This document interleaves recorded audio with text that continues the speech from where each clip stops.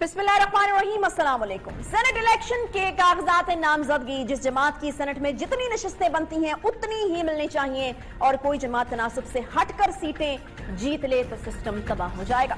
Supreme court of Pakistan ने गुज़श्ता रोज सदारती reference की समाअत में इलेक्शन कमीशन को इंतखाबी अमल में करप्शन रोकने की स्कीम न बनाने पर तलब किया था। आज सुप्रीम कोर्ट में सेनेट इंतखाबात से मुतालिक सदारती रेफरेंस पर समाअत हुई तो chief election commissioner Sikandar Sultan Raja अदालत में पेश हुए। इलेक्शन कमीशन के वकील ने बताया कि इलेक्शन कमीशन ने तैयार जवाब जमा करवा दिया है कि सेनेट में इलेक्शन पर आर्टिकल 226 का इतलाक होता है, जबकि आर्टिकल 218 के तहत शफाफ इलेक्शन कराना भी जिम्मेदारी है। आर्टिकल 218 की तशरीह से 226 को डिफ्यूज नहीं किया जा सकता। आर्टिकल 226 की सीक्रेसी को महदूद नहीं किया जा सकता। वकील इलेक्शन कमीशन ने कहा कि वोटों को खुफिया रखने का मतलब है कि हमेशा खुफिया ही रहेंगे। कास्ट किए गए वोट कभी किसी को दिखाए नहीं जा सकते। जस्टिस इजाजुल एहसन ने रिमार्क्स दिए कि वोट हमेशा के लिए खुफिया नहीं रह सकता। कयामत तक वोट खुफिया रहना आइन में है, ना ही अदालती फैसलों में। बहस के दौरान फिर पूछा गया कि मुतनासिब नुमाइंदगी का क्या मतलब है। सियासी जमात की सेनेट में नशिस्तें सूबाई असम्बली की सीटों के मुताबिक होनी चाहिए। कौमी असम्बली की वोटिंग में आजादाना वोट का लफ्ज इस्तेमाल होता है। सेनेट इंतखाबात के लिए कानून में आजादाना वोटिंग का लफ्ज शामिल नहीं। इलेक्शन कमीशन मुतनासिब नुमाइंदगी को कैसे यकीनी बनाएगा? जिस जमात की सेनेट में जितनी नशिस्तें बनती हैं उतनी ही मिलनी चाहिए। किसी जमात को कम नशिस्तें मिली तो जिम्मेदार इलेक्शन कमीशन होगा। सूबाई असम्बली के तनासुब से सेनेट सीटें ना मिली तो ये इलेक्शन कमीशन की नाकामी होगी। वोट फरोख्त करने से मुतनासिब नुमाइंदगी के असूल की धज्जियां उड़ेंगी। कोई जमात तनासुब से हटकर सीटें जीत ले तो सिस्टम तबाह हो जाएगा। चीफ जस्टिस ने कहा कि अगर कोई जमात तनासुब से ज्यादा सेनेट सीटें लेती है तो इलेक्शन कमीशन क्या करेगा? इलेक्शन कमीशन कैसे तयन करता है कि इंतखाबात मुतनासिब नुमाइंदगी से हुए? वकील इलेक्शन कमीशन ने कहा कि किसी को वोट का हक इस्तेमाल करने से नहीं रोक सकते हैं। आजादाना वोट ना दिया तो सेनेट इंतखाबात इलेक्शन नहीं बल्कि सिलेक्शन होंगे। वोट देखने के लिए आर्टिकल 226 में तरमीम करना होगी, जिस पर जस्टिस इजाजुल एहसन बोले कि आर्टिकल 226 में तरमीम की जरूरत नहीं है। आर्टिकल 226 तो सिर्फ खुफिया वोट की बात करता है। सवाल यह है कि क्या खुफिया वोट कयामत तक खुफिया ही रहेगा? चीफ जस्टिस बोले कि बस ठीक है, हमने आपको सुन लिया है, आप जाइए। मुस्लिम लीग नून की तरफ से कौन दलाइल देगा? क्या बैरिस्टर जफरुल्लाह नून लीग की तरफ से वकालत करेंगे? ये मुकदमा तो किसी भी वक्त खत्म हो जाएगा। हम रजा रुबानी साहब आपको भी सुनेंगे। पाकिस्तान बार को सिर्फ अदलिया की आजादी और आइन की बालादस्ती पर ही जो है वो सुना जाएगा। पाकिस्तान बार काउंसिल की कोई भी सियासी बात नहीं सुनी जाएगी। चीफ जस्टिस ने कहा कि क्या मुतनासिब नुमाइंदगी ना होने से सेनेट इलेक्शन का लदम हो जाएंगे? वोटिंग बेशक खुफिया हो लेकिन सीटें उतनी ही होनी चाहिए जितनी बनती हैं। पैसे देने वालों के पास भी कोई सिस्टम तो होता है कि बिकने वाला वोट देगा या नहीं देगा। इलेक्शन कमीशन को मालूम है लेकिन हमें नहीं बता रहे। वोट खरीदने वाले वोट मिलने को कैसे यकीनी बनाते हैं? मुल्क की किस्मत इलेक्शन कमीशन के हाथ में है। इलेक्शन कमीशन अपनी जिम्मेदारी को समझे। जस्टिस इजाजुल एहसन ने कहा कि इलेक्शन कमीशन का अख्तियार है कि वोट चोरी नहीं होने देना। इलेक्शन कमीशन कहता है चोरी होने के बाद कार्रवाई करेंगे। सियासी जमातों को तनासुब से कम सीटें मिली तो कानून साजी कैसे होगी? मनशियात और 2 नंबर की कमाई वोटों की खरीदारी में इस्तेमाल होती है। अटॉर्नी जनरल ने कहा कि इलेक्शन कमीशन को नींद से जागना होगा। तमाम रियासती इदारे इलेक्शन कमीशन की बात के पाबंद हैं। बैलेट पेपर्स पर बार कोड या सीरियल नंबर लिखा जा सकता है। काउंटर फाइल और बैलेट पेपर पर बार कोड हो तो हॉर्स ट्रेडिंग नहीं होगी। चीफ जस्टिस ने रिमार्क्स दिए कि चीफ इलेक्शन कमिश्नर साहब, आप हमें करप्ट प्रैक्टिस रोकने की स्कीम नहीं बता रहे हैं। इतने अरसे से ये केस चल रहा है, आप सिर्फ एक्ट के मुताबिक जो है वो काम करने की बात कर रहे हैं। चीफ जस्टिस का कहना था कि आइन में कहां लिखा हुआ है कि वोट देने के बाद इसकी शनाख्त नहीं की जा सकती। इलेक्शन कमीशन खामोश तमाशाई नहीं बन सकता। जो कुछ हो रहा है इस पर इलेक्शन कमीशन को अपना रद्द-ए-अमल देना होगा। अदालत उज़्मा ने इलेक्शन कमीशन की रिपोर्ट गैर तसल्ली बख्श करार देते हुए इलेक्शन कमीशन को नई तजावीज़ के साथ रिपोर्ट जमा कराने का हुक्म दे दिया। अदालत ने हुक्म दिया कि चीफ इलेक्शन कमिश्नर दीगर हुकाम के साथ कल जाती हैसियत में जो है वो पेश हों। इसी तमाम सूरत हाल के ऊपर बिल्कुल हम बात करेंगे। माहिर कानून हैं इरफान कादर साहब, साबिक अटॉर्नी जनरल हैं। बहुत शुक्रिया इरफान कादर साहब प्रोग्राम में ज्वाइन करने के लिए। इरफान कादर साहब, ये जो एक नुक्ता है सबसे पहले मैं आपके लिए पढ़ना चाहूंगी, उसके बाद मैं आपका ओपिनियन इसके ऊपर लूंगी। अटॉर्नी जनरल ने कहा कि सेनेट इलेक्शन पर आर्टिकल 226 का इतलाक होता है, जबकि आर्टिकल 218 के तहत शफाफ इलेक्शन कराना जिम्मेदारी है। आर्टिकल 218 की तशरीह से 226 को डिफ्यूज नहीं किया जा सकता और आर्टिकल 226 की सीक्रेसी को भी महदूद नहीं किया जा सकता। अच्छा, एक तो आपकी राय इसके ऊपर मैं जानना चाहूंगी, क्या लगता है आपको, जैसा कि पीडीएम और इलेक्शन कमीशन कह रहे हैं कि इसके लिए आइन में तब्दीली की जरूरत है, या फिर आपको लगता है कि अगर इसकी मुनासिब तरीके से तशरीह कर दी जाए तो वो काफी है? देखें, 218 को और 220 को हमें रिकंसाइल इस तरह से करना है कि 218 में जो इलेक्शंस हैं वो जस्टली और फेयरली कंडक्ट किए जाएंगे, फ्री और फेयर तरीके से इलेक्शंस होंगे, और उसकी जो रिस्पॉन्सिबिलिटी है वो इलेक्शन कमीशन पे है। लेकिन वो जो इलेक्शंस होंगे वो उन कवायद व ज़वाबित के मुताबिक होंगे जो कि आइन में मुरतब किए गए हैं। और आर्टिकल 226 में ये साफ तौर पर कह दिया गया है कि जो इलेक्शंस हैं सेनेट के वो सीक्रेट बैलेट से होंगे, और वो पिछले तकरीबन 47-48 साल से इसी तरीके से हो रहे हैं। तो अब्रप्टली अगर आप उसको आइन में कोई तब्दीली लाना चाहते हैं तो वो आइन में तरमीम होगी, उसके अलावा इसका कोई तरीका नहीं है। और इसमें ये जो आपने अपने इंट्रो में इलेक्शन कमीशन का जो मौक़िफ़ बताया है, इलेक्शन कमीशन का मौक़िफ़ जो है वो ऐन आइन के मुताबिक है, और जो ऑब्जर्वेशंस हमें नजर आ रही हैं जजेस की और अटॉर्नी जनरल की, वो मैं समझता हूं कि वो आइन से मुताबिकत नहीं रखते। ठीक है। अच्छा इरफान कायर साहब, आपको लगता है कि क्या ये आर्टिकल 226 और 218 जो है ये भी एक दूसरे से कॉन्ट्रडिक्ट करते हैं? क्योंकि अगर शफाफ इलेक्शन आप यकीनी बनाने की कोशिश करते हैं तो फिर खुफिया बैलेटिंग को के तरीकाकार को बदलना पड़ता है, और अगर खुफिया बैलेटिंग होती है और पूरे तरीके से खुफिया होती है तो फिर शफाफियत को यकीनी बनाना मुश्किल हो जाता है। देखें, इनमें कतई कोई कॉन्ट्रडिक्शन नहीं है। अच्छा, आर्टिकल 218 साफ तौर पे कह रहा है कि इलेक्शंस जो है वो free, fair, just and fair होंगे, और वो बिल्कुल एक कॉन्स्टिट्यूशनल मैंडेट है जिसको सब ने ऑब्जर्व करना है। और आर्टिकल 226 एक डिफरेंट बात कर रहा है, वो कह रहा है कि सीक्रेसी ऑफ बैलेट जो है उसको मलूज़े खातिर रखना है आपने तमाम इलेक्शंस में, मास वाइज वजीर आजम के और चीफ मिनिस्टर के। तो ये तो कॉन्स्टिट्यूशन की एक यानी कमांड ऑफ द कॉन्स्टिट्यूशन है, जो कि न सिर्फ के इलेक्शन कमीशन ने उसको फॉलो करना है, और बल्कि सुप्रीम कोर्ट ने भी उस कमांड ऑफ द कॉन्स्टिट्यूशन के आगे सरे तस्लीम खम करना है। अच्छा, चीफ जस्टिस सुप्रीम कोर्ट ने चीफ इलेक्शन कमिश्नर से थोड़े वो ऐसा लगा कि जो वो चाह रहे हैं वो बात सामने नहीं आ पा रही, फिर कुछ इस तरह की बातें भी हुई कि वो बात जो आपको बतानी चाहिए वो आप नहीं बता रहे, आपको इल्म में है। तो आपको क्या लगता है कि जो बातें वो कर रहे थे उससे मुख्तलिफ भी कोई बात जो है, या किसी और डिफरेंट प्लान के साथ भी वो आ सकते थे, या कल कोई नई बात होने जा रही है? देखिए, सुप्रीम कोर्ट के सामने जो रेफरेंस है उसमें सुप्रीम कोर्ट से एक मुख्तसर सा सवाल किया गया, और वो सवाल ये है कि आइन में अगर आप सीक्रेट बैलेट को किसी तरह से कॉम्प्रोमाइज करें या सीक्रेट बैलेट को अगर आप टेपर डाउन करें तो फिर ये चीज जो है आइन में तरमीम के जरिए होगी या इसमें सिंपल कानून में तरमीम होगी। ये सवाल सुप्रीम कोर्ट के सामने रखा गया है। इसके बियॉन्ड वो जो एक रोविंग इंक्वायरी शुरू हुई है इस वक्त, और एक जो बहुत ज्यादा हेयर स्प्लिटिंग भी हो रही है और ब्रेन स्टॉर्मिंग हो रही है कि इलेक्शंस जो है उसमें करप्ट प्रैक्टिसेस को किस तरह गार्ड किया जाएगा, तो ये सारी बातों का ताल्लुक जो है उससे 226 से नहीं है, और ये रेफरेंस से भी नहीं है। तो मैं समझता हूं कि सुप्रीम कोर्ट के जो बहुत सारे सवालात हैं वो लीगली रेलेवेंट नहीं है उस कॉन्टेक्स्ट में, जिस कॉन्टेक्स्ट में के रेफरेंस उनके सामने आया, और उनकी जो दायरा इख्तियार है वो रेफरेंस के बियॉन्ड नहीं जा सकता, और रेफरेंस पे भी जो उन्होंने अपना जो व्यूज देने हैं वो एडवाइजरी ज्यूरिसडिक्शन में देने हैं, वो मैंडेटरी या उनकी बाइंडिंग ज्यूरिसडिक्शन सुप्रीम कोर्ट की नहीं है। तो सुप्रीम कोर्ट को मैं समझता हूं अपने दायरा इख्तियार से बाहर नहीं आना चाहिए।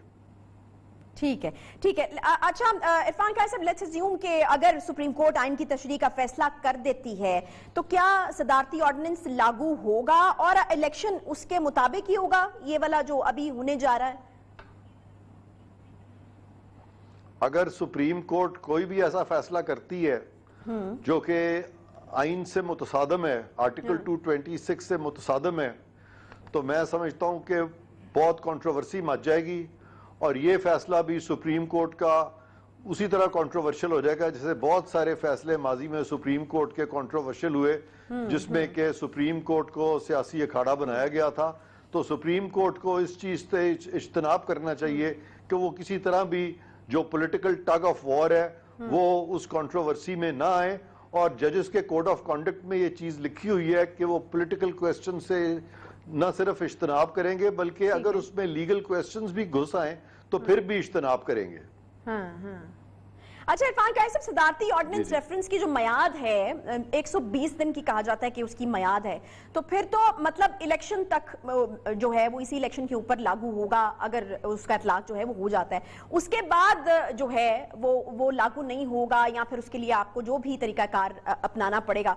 तो ये भी एक चीज जो है या तनकीद अगर हम कहें कि पीटीआई के ऊपर हो रही है कि इन इंतखाबात से खौफजदा होकर शायद जल्दी में जो ये चीज है वो करवाना चाह रहे हैं, और सदारती ऑर्डिनेंस लाने की भी शायद यही वजह है कि जो भी हो जाए वो इस इंतखाबात के ऊपर लागू हो और वो जो भी उसके मुमकिन नताइज हो सकते हैं उससे बच सकें। देखें, ना तो सुप्रीम कोर्ट के एडवाइजरी ज्यूरिसडिक्शन के ओपिनियन के नीचे आर्टिकल 226 में तरमीम हो सकती है, बल्कि आर्टिकल 226 में ऑर्डिनेंस के जरिए भी तरमीम नहीं हो सकती। अब आपने पूछा कि ऑर्डिनेंस जो है उसकी जो मुद्दत है वो 4 माह है, तो 4 माह के बाद ऑर्डिनेंस जो है आइन में रिपील हो जाता है, और जब कोई कानून आइन में रिपील होता है तो रिपील का जो इम्पैक्ट है वो आर्टिकल 264 में दिया गया है, और उसमें कहा गया है कि रिपील जो है वो ऐसी चीज को रिवाइव नहीं करेगी जो कि रिपील से पहले थी, और जो भी चीज रिपील लॉ के जरिए हो गई है वो बस समझी जाएगी कि वो हो गई है। ये जो आर्टिकल है इस पे भी सुप्रीम कोर्ट की जो तशरीह है उस पे एक तजाद है, लेकिन यहाँ पे एक और चीज है, यहाँ पे अगर पार्लियामेंट इसको पास नहीं करती, अगर ये पार्लियामेंट के सामने ले किया जाता है तो फिर तो वैसे ही ये ऑर्डिनेंस जो है ये खत्म हो जाएगा, और इस पे जो रिपील का इम्पैक्ट है वो अपनी जगह जरूर कायम रहेगा, लेकिन उसका मतलब हरगिज ये नहीं है कि सब कॉन्स्टिट्यूशनल लेजिस्लेशन जो है वो किसी तरह भी कॉन्स्टिट्यूशनल प्रोविजन में तरमीम कर सकती है। तरमीम का तरीका सिर्फ आइन के 239 यानी आर्टिकल 239 में दिया गया है, और वो इख्तियार सिर्फ पार्लियामेंट को है। वो सिंपल लॉ मेकिंग से या सुप्रीम कोर्ट के फैसले से जो कि वो एडवाइजरी ज्यूरिसडिक्शन में दे, वो उसके जरिए तरमीम आइन की किसी भी शक में नहीं की जा सकती।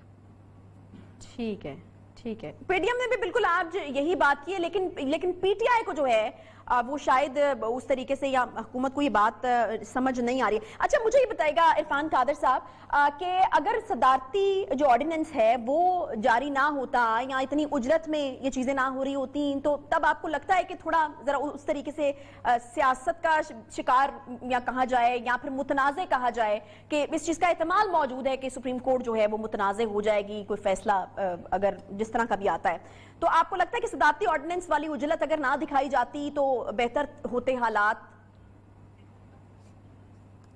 मेरा ख्याल है कि सुप्रीम कोर्ट भी इस चीज को भांप गई है, और आज एक जज साहब ने बड़ी अच्छी ऑब्जर्वेशन दी है, जस्टिस उनका नाम है या आफरीदी, उन्होंने बड़े दो टोक अल्फाज में इसका जिक्र किया है। उन्होंने कहा कि ये जो इलेक्शंस हैं, जिस तरह के अब एक पॉइंट लिया जा रहा है कि उसी तनासब से सेनेट में लोग इलेक्ट होने चाहिए, जिस तनासब से किसी पार्टी की रिप्रेजेंटेशन सूबाई असेंबलियों में या कौमी असेंबली में है, तो वो बिल्कुल इस चीज को भांप गए हैं, और उन्होंने इस तरह की तशरीह की नफी करते हुए ये कहा है कि अगर ये वही तनासब होना है अगर सेनेट में जो असेंबलियों में है तो फिर इलेक्शंस की जरूरत क्या है।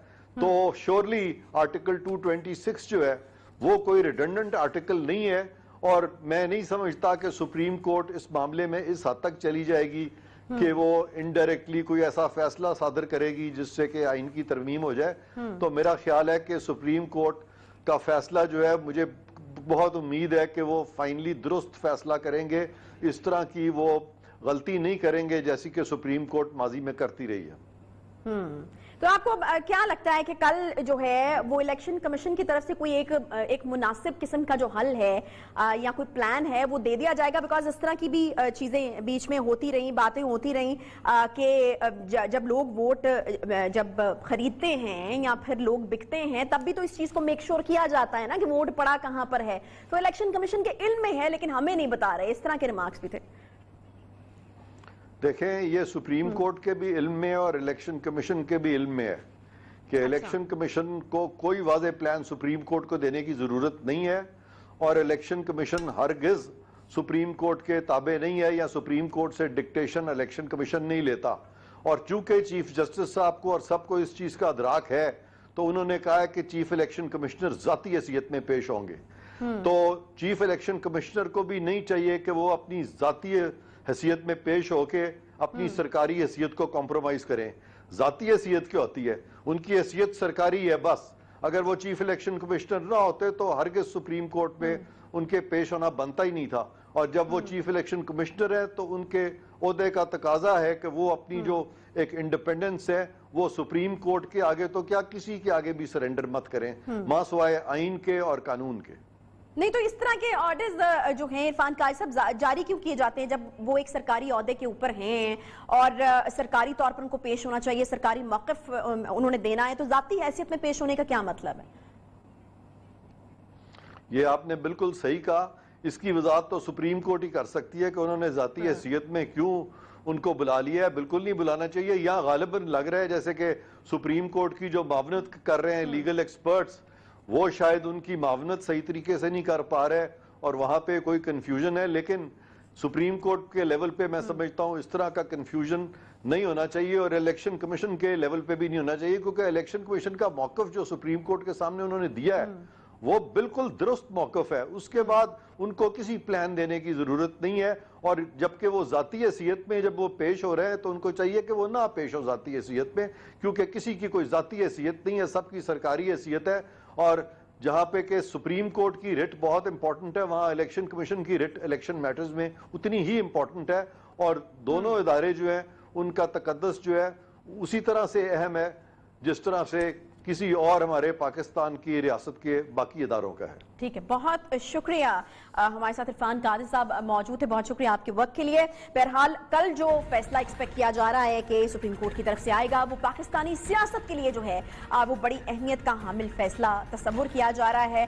कल भी यकीन इसके ऊपर नजर रखी जाएगी और बात करेंगे इसके हवाले से। एक छोटा सा ब्रेक लेते हैं, ब्रेक बाद अजहर सदीक साहब हमारे साथ मौजूद होंगे, कुछ मजीद जो है इसकी वजाहत में जाएंगे, उनका मौक़िफ़ भी जानेंगे। ब्रेक के बाद साथ रहिए।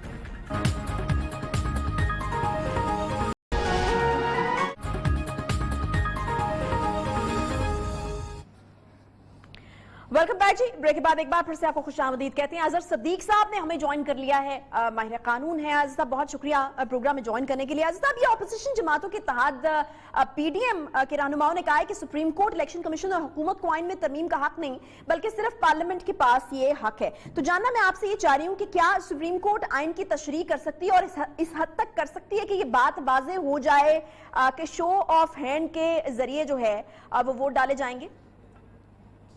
अच्छा, मैं बड़ा हैरान होता हूँ पीडीएम पे, शायद अच्छी वोकला की टीम नहीं है या बात क्लैरिटी के साथ वो करना नहीं चाहते हैं। अच्छा। ये जरा सिंपल समझिएगा, ये आइन के आर्टिकल 226 में तरमीम की बात नहीं है। अब किसी ने नहीं पढ़ा तो उनकी आसानी के लिए मैं बता देता हूँ। इलेक्शन एक्ट का सेक्शन 122 उसका सब सेक्शन 6 है, जिसमें लिखा है कि election of the senate has to be held through secret ballot.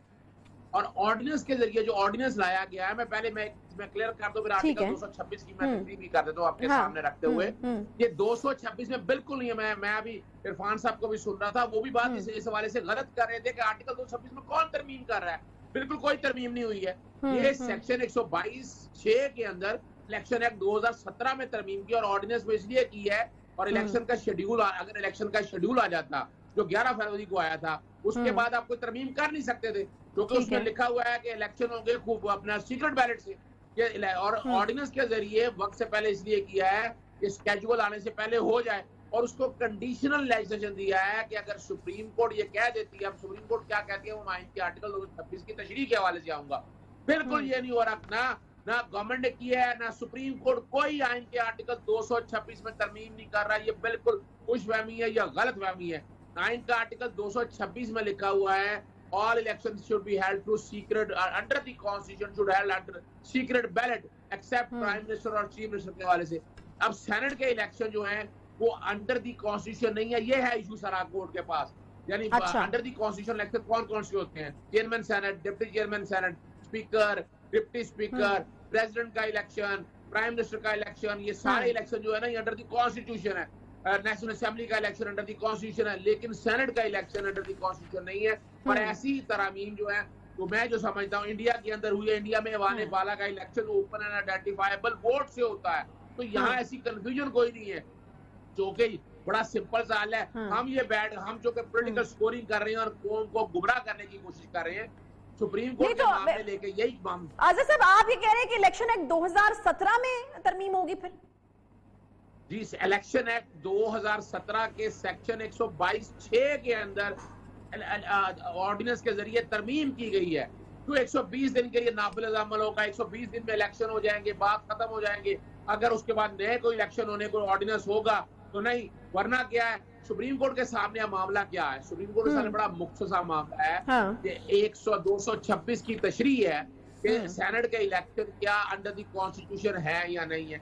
बिल्कुल तरमीम नहीं हो रही, हम मफरूजों में बात कर रहे हैं। अच्छा। बिल्कुल गलत कोशिश कर रहे हैं। वहां क्या होगा, सुप्रीम कोर्ट ने ये तशरीह करनी है कि सेनेट के इलेक्शन अगर कह देती है कि अंडर द कॉन्स्टिट्यूशन नहीं है तो ऑर्डिनेंस का इतलाक हो जाएगा।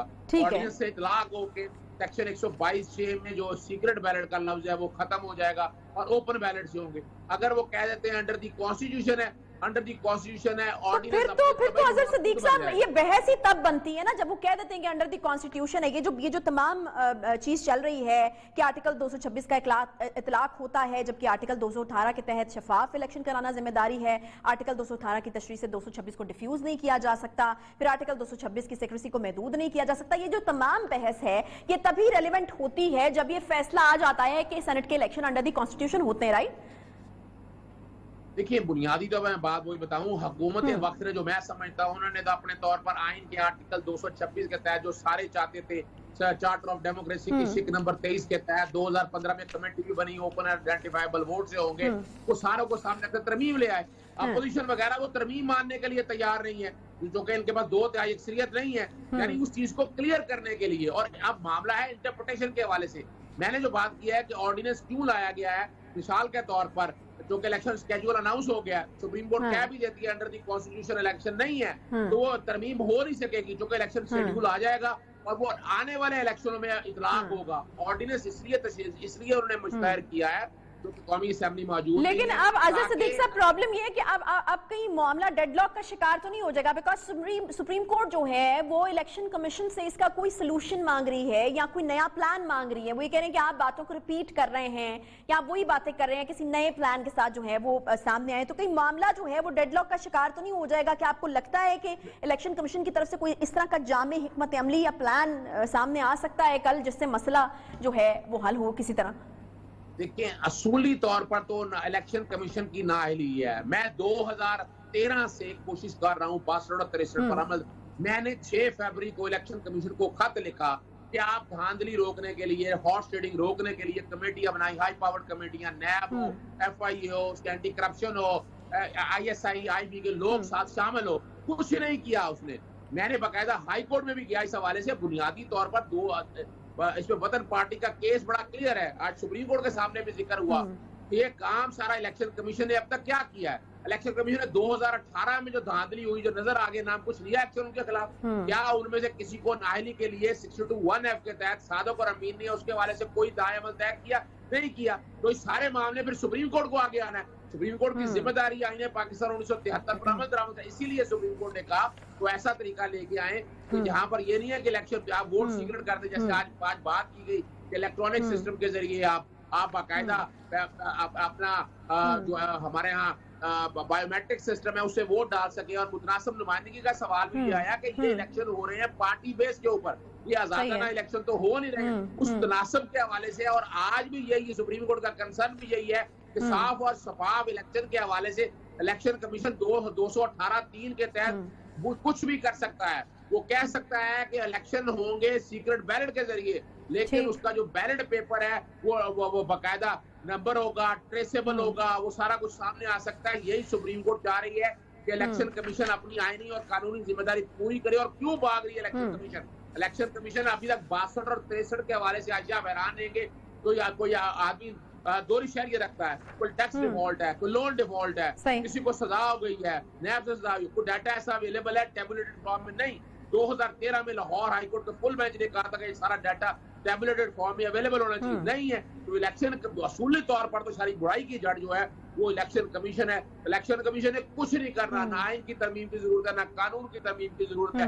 सिंपल सा है, एक रूल्स या वो अपने तहत एक नोटिफिकेशन जारी कर सकती है 2018 218(3) के तहत एफिडेविट ले कि वोट की खरीदो फरोख्त नहीं होगी, और वो कहेगी कि जो ये बैलेट पेपर होगा, ये सीरियल नंबर होगा, वोट डालें आप सीक्रेट बैलेट से डालें। लेकिन कोई अगर शिकायत आती है या इलेक्शन कमीशन अपने नहीं देखना चाहता है कि इलेक्शन साफ हुए हैं, शफाफ हुए हैं, उसके हवाले से कोई ना कोई लाएअमल तय कर दे। बड़ा सिंपल सा इशू है, हमने वैसे ही कंफ्यूजन क्रिएट की है, पॉलिटिक्स हो रही है सारे मामले। कोई सुप्रीम कोर्ट पॉलिटिक्स नहीं कर रही है, कोई पॉलिटिकल ठीक है। चले, कल बहरहाल एक्सपेक्ट किया जा रहा है फैसला तो सामने आ ही जाएगा। बहुत शुक्रिया अजहर सदीक साहब, आपने अपनी कानूनी राय जो है वो हमारे सामने रखी। अजहर साहब का मानना है कि बहुत सिंपल सी चीज है और इसको शायद कॉम्प्लिकेटेड जो है वो किया जा रहा है।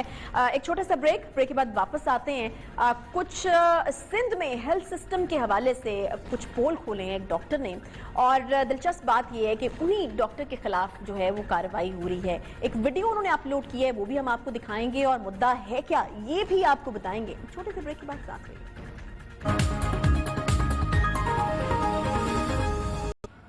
सिंध हुकूमत का सेहत के शोबे में बेहतरी की कारकर्दगी के जो दावे हैं, मगर अस्पताल पर ड्यूटी करने वाले डॉक्टर्स ने उनका पोल खोल दिया है। सिंध हुकूमत की हेल्थ पॉलिसीज का भांडा फोड़ने वाले डॉक्टर इनामुल्लाह के खिलाफ डीएचओ ने इंक्वायरी शुरू कर दी है। हंगुराजा अस्पताल में मौजूद डॉक्टर्स ने वीडियो बनाते हुए कहा कि मरीज तो अस्पताल में आ गया, मगर मैं इलाज कहां से करूं। ये डॉक्टर साहब थे जिनकी मैं बात कर रही हूँ, इनामुल्लाह मेमन साहब। यहाँ तो सिरिंज भी मौजूद नहीं है। डॉक्टर जो हैं उन्होंने सोशल मीडिया पर ये पैगाम जो है वो डाला, तो जैसे ही डाला वो वीडियो वायरल हो गई।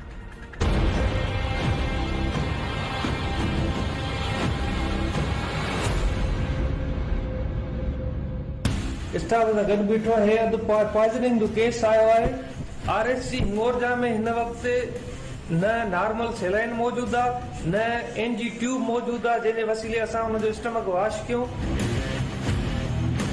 नई का इमरजेंसी दवा आहे जेका असां हिन अधे खे जेको आहे सो जेको ज़हर पीआ आहे उनखे असां ॾियो। कुझु शर्म हया धारियो, कुझु इंसानियत रखो पाण में। अंधेर नगरी लगी पई आहे, सॼा मुल्क जा इदारा तबाह करे छॾिया। अच्छा, अब उन्होंने कहा कि हंगुराजा अस्पताल में मरीज जहरीली दवा पीकर आया था, मैं उसकी जिंदगी कैसे बचाऊं। मेरी इस वक्त ड्यूटी है, मगर अस्पताल में कुछ भी नहीं है, इलाज कहां से करूं। अगर ये फौत हो जाए तो लिवाकीन हमारे खिलाफ एहतजाज करेंगे और हमें मारपीट करेंगे। डॉक्टर का वीडियो में यह कहना था कि खुदा के वास्ते कुछ शर्म करें, अद्वियात अस्पताल में दें ताकि लोगों का इलाज करें। हम कई मरतबा DHO को कहा है, मगर वो सुनने को तैयार ही नहीं है। सोशल मीडिया पर वीडियो वायरल होने पर अवाम ने सिंध हुकूमत और हेल्थ डिपार्टमेंट के खिलाफ शदीद रद्द-ए-अमल जाहिर किया है।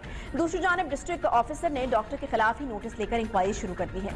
हकायक सबके सामने लाने वाले डॉक्टर को सच बोलने पर मुश्किलात का सामना है। दूसरी जानिब बात करें सिंध में सेहत के निजाम की, तो एक सर्वे रिपोर्ट में बताया गया है कि सिंध के सरकारी अस्पतालों में लोगों को दी जाने वाली जो सहूलियात है वो बहुत ही कम है।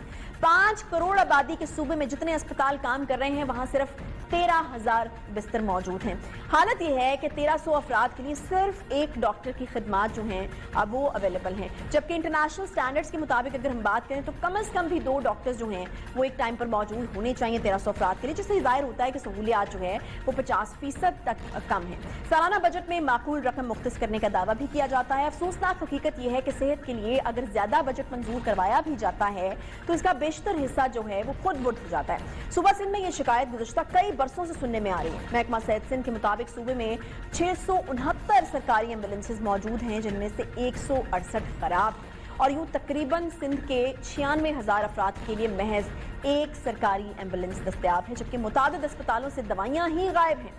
अंदरूनी सिंध में अस्पतालों की सूरत हाल अबतर से अबतर होती चली जा रही है। सिंध में आवाम को ना बेहतर तालीम की सहूलत मैसर है, ना ही सेहत और ना ही ट्रांसपोर्टेशन। बस है तो भुट्टो वहां पर जिंदा है।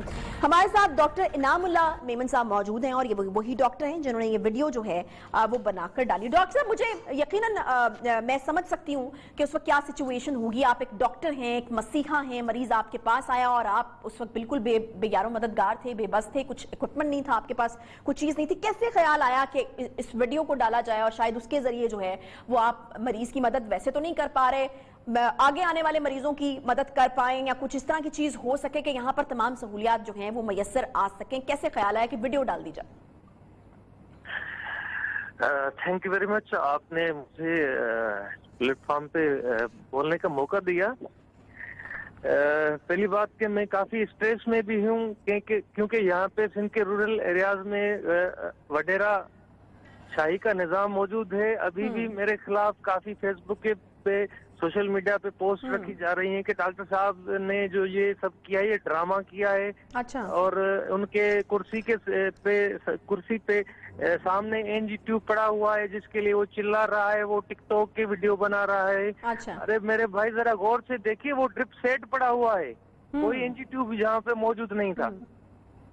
एक्चुअली बात ये थी कि जब मेरे पास पेशेंट आया नियर अबाउट 6 बजे, तो पेशेंट के अटेंडेंट्स जो थे मेरे पास आए। मैं अपने ऑफिस में से जल्दी में से इमरजेंसी रूम की तरफ गया। फिर मैंने डिस्पेंसर को इंस्ट्रक्शन दी कि बेटा जल्दी में एनजी ट्यूब, ज़ाइलोकेन जेल और नॉर्मल सेलाइन और उसके साथ सिरप्स ले आए, म्यूकेन वगैरह, जिसके थ्रू में इसका पेशेंट का स्टमक वॉश करूं, जहर इसका निकाल लूं मैदे से। तो मुझे अपने डिस्पेंसर ने कहा सर यहाँ तो कोई चीज मौजूद नहीं, आप पेशेंट के अटेंडेंट को लिख के दें, वो प्राइवेट स्टोर से लेके आए। सही। तो पेशेंट के जो अटेंडेंट्स थे वो तो मुझ पे गुस्सा हो गए काफी, लेकिन मैंने उन्हें प्यार से समझाया, वो मेरी बात समझ गए। और उसके बावजूद जब तक वो प्राइवेट स्टोर पे जाते, मेडिसिन लेके आते, पहली बात तो ये कि जब वो लड़का हॉस्पिटल में आया था उसको 1 घंटा हो चुका था जहर पीते हुए, वो अच्छा। बिल्कुल पीला हो चुका था। तो फिर हुआ क्या उसका डॉक्टर साहब? बेहोश कंडीशन में पहुंचा था मेरे पास। ठीक है।